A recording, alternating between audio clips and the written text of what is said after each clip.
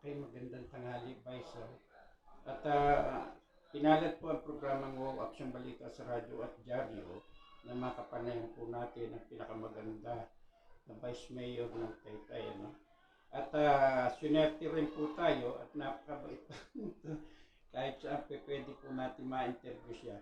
Kaunting mensahe lamang po, Vice. Go!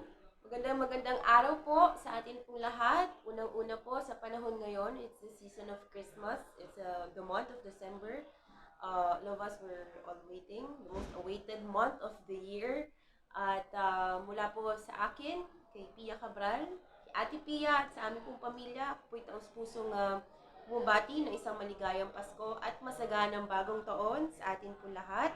Ang aking pong panalangin sa lahat po ng ating mga kababayang Taytayenyo na sa panahon po ng Kapaskuhan ay sana buo po nating maidaos ang ating pong Pasko kasama ang mga mahal po natin sa buhay, ang ating pong pamilya, ang ating pong mga kaibigan.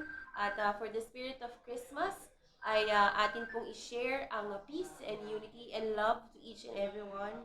At mula po sa aming pong tanggapan ay bukas po lagi ang aking tanggapan sa ating pong lahat. Dito po sa bayan ng Taytay ay meron po tayong idinadaos na every year na may mga pamaskuhan daw po tayo sa ating pong mga kababayan. At this coming weekend ay meron po tayong sorpresa na ibibigay sa ating pong mga maliliit na bata.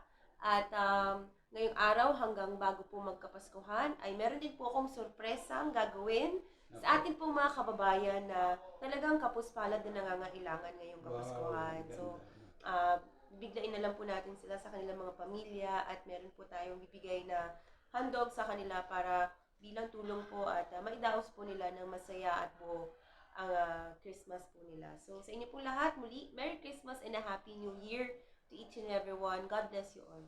Okay, thank you ma'am at sana ma-invite niyo po ako sa mga programa po ninyo dito sa nasabing area niyo, no? Kahit kailan, pwede po ako. Binigay ko na po yung calling card ko.